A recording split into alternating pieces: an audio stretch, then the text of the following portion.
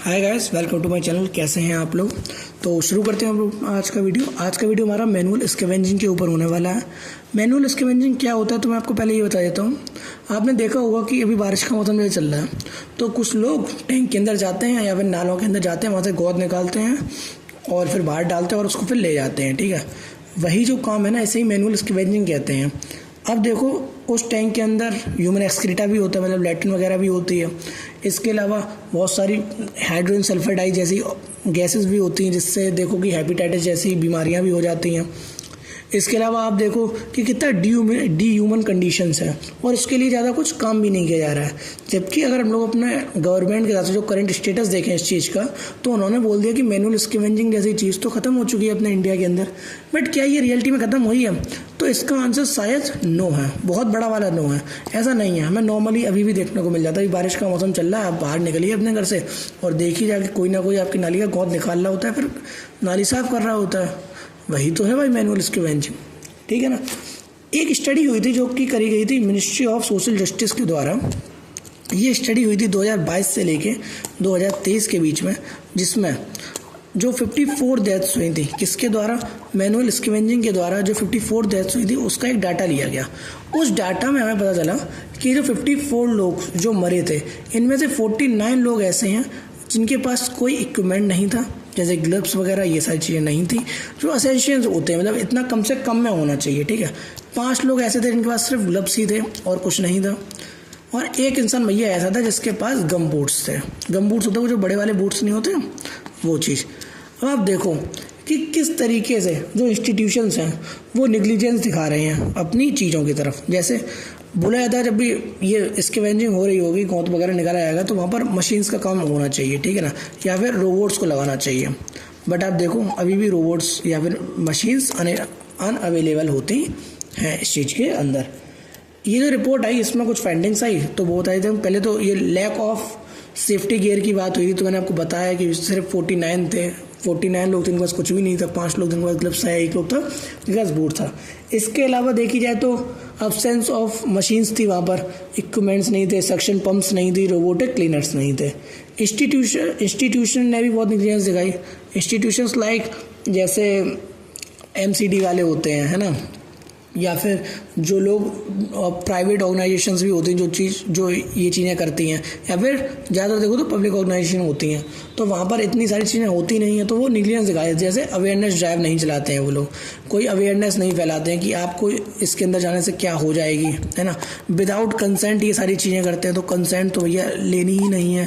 कोई अगर कुछ हो भी जाता है तो मतलब अगर जैसे कुछ हो गया तो उन्हें कोई रिहेबिलिटेशन नहीं दिया जाता है। इसके अलावा देखो कोई कंपनसेशन नहीं दिया जाता है, अकाउंटेबिलिटी नहीं ली जाती। सब मिला के बात इतनी सी है कि कोई अकाउंटेबल नहीं होना चाहता इस चीज़ के लिए। फिर आप देखो कि जो हायरिंग भी हो रही है इन सब चीज़ों के लिए, जो मैनुअल स्कैवेंजिंग के लिए जो हायरिंग होती है वो भी ज़्यादातर इनफॉर्मली हो रही है, कोई फॉर्मल नहीं है ये चीज़, या फिर कोई रिटिन में नहीं हो रही है ये चीज़ कि हाँ भैया हमने इनको हायर किया। और आप देखो मोस्ट ऑफ द इसमें होती है 80 से 90% तो भैया वो लोग होते हैं जो लोग वन डे वर्कर टाइप होते हैं, है ना। वन डे वर्कर मतलब है ना, डेली के डेली इन्हें पैसा दिया जाता है। अब होता क्या है, डेली के डेली अब इनके पास सिर्फ आज काम कर लिया, शायद कल ना काम हो, शायद परसों ना काम हो। बट आप देखो कि इससे उन्हें ह्यूमनली एक दिक्कत तो हो ही रही है ना, उन्हें डिसीजेज हो रही होंगी इस चीज़ से, इनके परिवार वालों को दिक्कत हो रही होगी, एक सोशल स्टिग्मा झेलना पड़ रहा होगा। तो ये सारी चीज़ें हैं। करंट स्टेटस के बारे में मैंने बताया, जैसे गवर्नमेंट ने तो कह दिया है कि एंड हो चुकी है ये चीज़, लेकिन नहीं हुई है। एक स्कीम आई थी दोस्तों भारत सरकार द्वारा, जो कि थी नमस्ते स्कीम। ठीक है, ये नमस्ते स्कीम क्या थी तो मैं आपको बता देता हूँ। ये जो स्कीम थी इसमें 84,902 वर्कर्स को देखा गया पूरे इंडिया में, जैसे 28 स्टेट है ना, और 8 यूनियन टेरिटरीज देखेंगे उसमें, जिसमें पाया गया कि 84,902 वर्कर्स हैं जो अभी भी मैनुअल स्कैवेंजिंग का काम कर रहे हैं। नमस्ते स्कीम क्या थी तो ये थी national action for mechanised sanitisation ecosystem. ठीक है, इसमें बात करी गई थी कि जो मशीन्स या फिर रोबोट्स के उससे चालू हो गई है स्कैवेंजिंग, लेकिन आप देख रहे हो कि आज भी नहीं चालू हुई है। आप देखो कि ये जब भी मैनुअल स्कैवेंजिंग होती है तो बहुत सारे जो फंडामेंटल राइट्स होते हैं उनकी भी उनका वॉल्यूशन होता है। जैसे आर्टिकल नंबर 17 जो कि अबॉलिशन ऑफ अनटचेबिलिटी, इसमें जो छुआछूत है उसको मतलब गलत ठहराया गया। लेकिन आप देखो जो भी ये काम कर रहे हैं उन लोगों के साथ अभी भी अनटचेबिलिटी हो रही है। इसके अलावा आर्टिकल 21 है जो कि है right to life with dignity की बात करता है। अब भैया जो लोग ऐसा काम कर रहे हैं उनकी कौन सी लाइफ और कौन सी डिग्निटी। आप देखो कि इसमें बहुत सारी चीज़ें लीगल फ्रेमवर्क्स की भी बात की जाती है, बहुत सारे सुप्रीम कोर्ट के डिसीजंस भी आए हैं, तो थोड़ा सा उनके ऊपर भी हम लोग बात कर लेते हैं। जैसे कि एक एक्ट आया था जो कि था PEMSR एक्ट, ठीक है। इसमें किस चीज़ के ऊपर बात करी गई थी? इसमें बात करी गई थी कि जो मैनुअल हैंडलिंग ऑफ एक्सक्रीटा है ना वो अब इलीगल है, ठीक है, वो लोग नहीं कर सकते। इसके अलावा जो SC ST वाला होता है ना, जो प्रिवेंशन ऑफ एट्रोसिटी के ऊपर एक्ट आया था 1989 में, उसके तहत अगर कोई भी SC का शेड्यूल कास्ट का इंसान है तो वो एक गलत चीज़ है और उस सज़ा होनी चाहिए उसमें, ठीक है ना। इसके अलावा आप देखें एक केस आया था जिसने पूरा ही इस चीज़ को बदल के रख दिया था, जो कि केस था doctor Balram Singh versus union of state. मैं यहाँ पर लिख देता हूँ doctor Balram Singh versus union of India, ठीक है। ये केस आया था 2023 में, जिसमें बोला गया कि मैनुअल स्कैवेंजिंग को एलिमिनेट कर दिया जाए, मतलब पूर्णतः ख़त्म कर दिया जाए। अच्छा, सिर्फ ख़त्म ही ना किया जाए, इन लोगों को जो कि इस पर डिपेंड हैं लोग, या फिर जो जॉब्स कर रहे थे उनकी जो जॉब्स चली जाएंगी उनको, और जो लोग डिसेबल्ड हो गए हैं उनको 10 से 20 लाख का मुआवजा दिया जाए। इसके अलावा जिन लोगों की डेथ हुई है उनकी फैमिली को 30 लाख तक का मुआवजा दिया जाए। ऐसे इंस्टीट्यूशंस को अकाउंटेबल ठहराने के लिए भी चीज़ें होनी चाहिए, जिसमें पेनल्टीज़ लगनी चाहिए, और अगर कोई इस चीज़ को निगलेक्ट करता है तो उसका कॉन्ट्रैक्ट कैंसिल हो जाना चाहिए। इसके अलावा एक चीज़ थी नालसा, ठीक है। नालसा क्या बात करती है? नालसा बात करती है कंपनसेशन के ऊपर और स्टैंडर्ड मॉडल्स के ऊपर। नालसा का काम यह था कि भैया सबको जो भी अगर कोई डिसेबल हुआ है तो उसको मुआवजा सही से मिलना चाहिए, किसी डेथ हो गई है ना, इसके अलावा कोई डिसीज़ हो रही है तो उस सारी चीज़ों के लिए था। इसके अलावा ट्रांसपेरेंसी बहुत ज़रूरी थी इन सब चीज़ों में, जैसा कि सुप्रीम कोर्ट ने बोला भी कि ट्रांसपेरेंसी होनी चाहिए। एक पोर्टल बनाओ जिसमें ये ट्रैक होगी कितने लोग मरे हैं इस चीज़ के ऊपर और किन किन को कंपनसेशन मिला है, क्या उन्हें रिहेबिलिटेशन मिला भी है कि नहीं मिला है। तो इन सारी चीज़ों के ऊपर बात होनी चाहिए। ये बात बोली गई सुप्रीम कोर्ट के द्वारा किस केस में? तो ये बोली कि doctor Balram Singh versus union of India वाले केस के अंदर ये चीज़ बोली गई। कौन कौन से चैलेंजेस फेस करने पड़ते हैं मैनुअल स्कैवेंजर्स को? तो सबसे पहले तो आपको ये सोच के आप देखिए, चलो मैं आपको इमेजिन कराता हूँ, ठीक है। आप जब भी एक टैंक के अंदर जा रहे हो तो वहाँ पर ह्यूमन एक्सक्रीटा हो रहा है, ठीक है। वहाँ पर हाइड्रोजन सल्फाइड जैसी बहुत हार्मफुल गैसेज हो रही हैं। तो आप खुद सोचिए कि उससे कौन कौन सी बीमारी बन सकती है। जैसे हेपेटाइटिस बीमारी है वो बन सकती है, टिटनेस हो सकती है, अगर कोई लोहे की चीज़ लग जाती है जंग खाई हुई तो टिटनेस बन सकती है, कॉलेरा हो सकता है ना। एक बीमारी होती है एसिफाइक्सेंटोन, ये वाली बीमारी हो सकती है। तो ये सारे हेल्थ रिस्क के अंदर ही आ रहे हैं। फिर मैनुअल स्कैवेंजर्स को बहुत ज़्यादा सोशल स्टिग्मा भी फेस करना पड़ता है, जैसे लोग उन्हें छूते नहीं हैं, लोग उन्हें घर नहीं बुलाते हैं, ठीक है ना। तो ये सारी चीज़ें हैं। तो पहला हो गया हेल्थ रिस्क, दूसरा हो गया सोशल स्टिग्मा, ठीक है, जैसे उन्हें अनटचेबिलिटी फेस करनी पड़ती है, कास्ट बेस्ड डिस्क्रिमिनेशन होता है, ये सारी चीज़ें। फिर तीसरा देखो तो इकोनॉमिक चैलेंजेस भी आते हैं।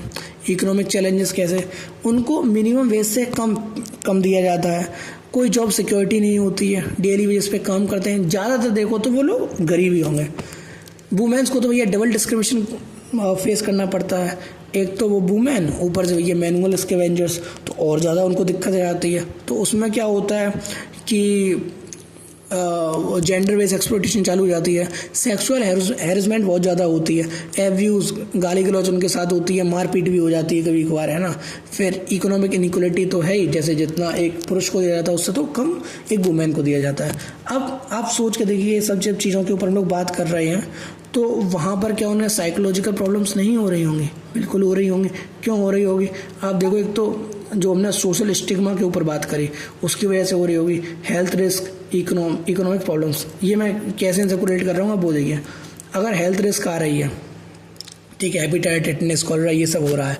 तो आप देखो वो इकोनॉमिकली वीक पड़ रहे होंगे, दवाई के लिए उनके पास पैसे नहीं होंगे, ठीक है ना। ऊपर से अनटचेबल्स तो हैं ही वो लोग कि उन्हें लोग पसंद नहीं करते, उन्हें लोग छूना पसंद नहीं करते, बात करना पसंद नहीं करते उनसे, है ना। उन्हें लोग अछूत मानते हैं, ये सारी चीज़ें। तो जब ये सारी चीज़ें होंगी तो उनके अंदर से एक साइकोलॉजिकल टेंशन बढ़ेगी, तो वो किसका कारण बनेगी, एक एंजाइटी का कारण बन जाएगी वो चीज़, है ना। वही चीज़ डिप्रेशन का कारण बन जाएगी, एक लो सेल्फ एस्टीम वाला इंसान बन जाएगा कि भैया मैं कुछ नहीं कर सकता, इस टाइप का। ये जब सारी चीज़ें आ जाती हैं ना, health risk, social stigma, psychological problem, तभी एक जो चीज़ समाज में बढ़ते हुए हमें हमेशा दिखाई देती है वो होता है ड्रग एडिक्ट लोगों की, वो या फिर जो सब्सटेंस एब्यूज़ की बात हो जाती है ना, वो ये लोग क्या करते हैं, ये एंजाइटी से बचने के लिए, डिप्रेशन से बचने के लिए लोग क्या करते हैं, ड्रग्स का सहारा लेना चालू करते हैं, शराब पीना चालू कर देते हैं। इनसे ना प्रॉब्लम होती है, इन लोगों की मौत होती है इस चीज़ के चक्कर में। तो आप देख रहे हैं कि एक छोटी चीज़ कहाँ तक पहुँच सकती है। फिर आप देखो कि कौन कौन से इनिशिएटिव्स लिए गए हैं इस चीज़ से बचने के लिए। तो अगर हम लोग इनिशिएटिव्स की बात करें, अच्छा मैं अभी तक पेन ही गलत यूज़ कर रहा हूँ, ये वाला पेन है, ब्लैक करना चाहिए, चलो रेडी सही है। तो इनिशिएटिव्स की हम लोग बात कर लेते हैं। सबसे पहले हम लोगों ने बात करी नमस्ते स्कीम की बात करी, जिसमें हम लोगों ने बोला कि जो मशीन्स हैं उनका ज़्यादा होना चाहिए। फिर गवर्नमेंट ने एक सफाई मित्र करके एक चीज़ चालू करी थी, ठीक है ना, सफाई मित्र सुरक्षा करके चालू करी। फिर एक चीज़ चालू करी, स्वच्छता अभियान ऐप एक बनाया गया था, इसमें भी वही अकाउंटेबिलिटी की जो बात हो रही थी, है ना, ये सारी चीज़ों के ऊपर बात हुई।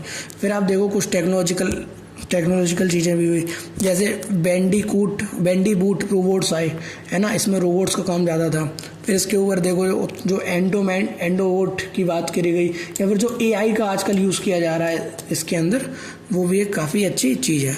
फिर वैक्यूम ट्रक्स का यूज़ हो रहा है, ये भी टेक्नोलॉजी के ही तो अंदर आएगा, वैक्यूम ट्रक्स, ठीक है ना। ये सारी चीज़ें, ये इनिशिएटिव्स हैं जो इंडियन गवर्नमेंट ने लिए हैं मैनुअल स्कैवेंजिंग को एलिमिनेट करने के लिए या फिर रोकने के लिए।